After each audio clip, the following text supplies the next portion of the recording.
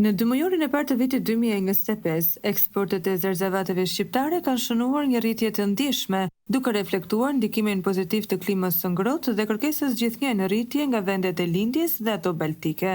Sipas të dhënave zyrtare nga Instat, eksportet e zerzevateve janë rritur në janar-shkurt 2025 me 71%, krahasuar me të njëjtën periudhë të vitit të kaluar, ndërsa eksportet e frutave kanë regjistruar një rënje prej 48%. Klima e këtij viti ka favorizuar rendimentin e perimeve dhe zerzevateve të dimrit, duke sjellë një sezon të mbarë për lakrën.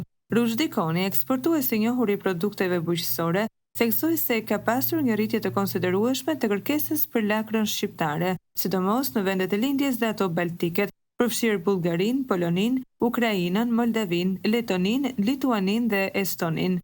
Sipas Konit, dy faktorë kanë kontribuar në këtë rritje.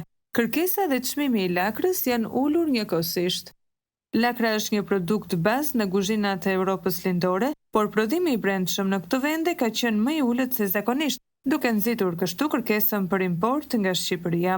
Një nga avantazhet kryesore të eksportit të lakrës është ajo që rritet natyrshëm gjatë dimrit dhe nuk kërkon investime të mëdha, siç është rasti me sera. Shqipëria po eksporton dy lloje lakrash, lakrën për sallat dhe lakrën me kokë, të cilat përdoren për gatime të ndryshme. Lakra me kokë eksportohet kryesisht në Serbi, Kroaci, Austri dhe Bosnjë, ndërsa lakra për sallat shkon në vendet baltike. Në rajon, Shqipëria është eksportuesi më i madh i perimeve dhe zerzevateve, veçanërisht i domateve dhe kastraveceve të serave. Sasia më e madhe e eksporteve të zerzevateve ka shkuar në Serbi, me një rritje prej 86% në shkurt krahasuar me vitin e kaluar, pasuar nga Bosnja 1600 tonë eksporte me rritje 23% dhe Kosova 1500 tonë eksporte me rritje 35%.